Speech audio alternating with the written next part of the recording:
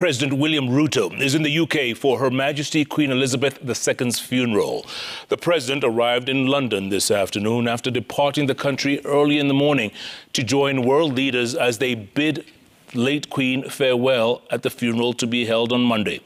And as Citizen TV's Brenda Wanga reports, the president is also expected to attend the United Nations General Assembly meeting in New York. Morning.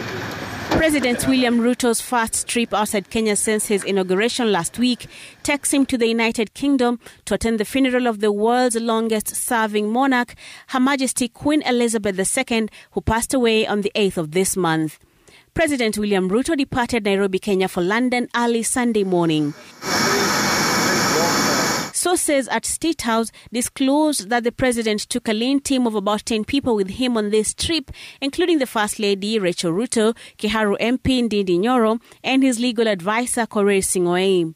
In a tweet on Sunday, President Ruto, who will proceed to the United Nations General Assembly meeting in New York after the funeral, said, and I quote, "Strengthening ties with the international community will catalyze the transformation of our country," end of quote.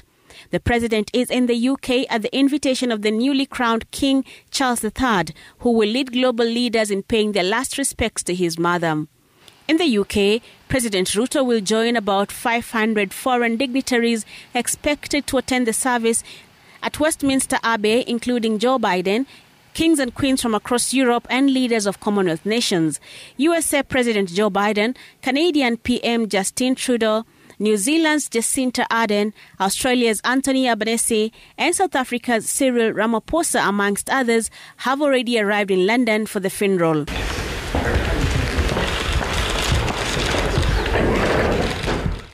Some of the leaders will have an audience with the new king ahead of the state funeral tomorrow.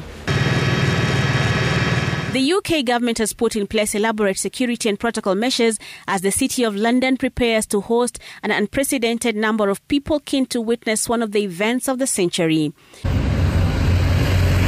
A record 10,000 uniformed police officers will be deployed, while 2,500 uniformed military personnel will be on hand. Snipers will be strategically placed on rooftops, while surveillance drones will be flown overhead as the world gathers in London for the funeral service.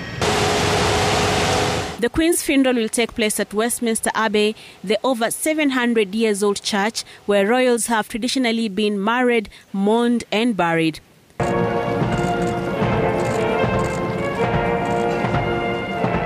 The funeral service will begin with the transporting of her coffin from Westminster Hall, where it has been lying in state since Wednesday last week, to Westminster Abbey.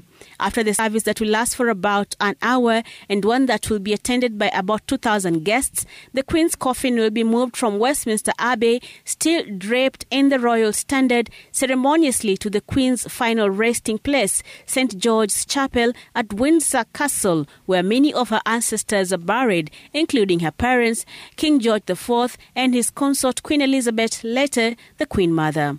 Brenda Wanga, Citizen TV, Nairobi.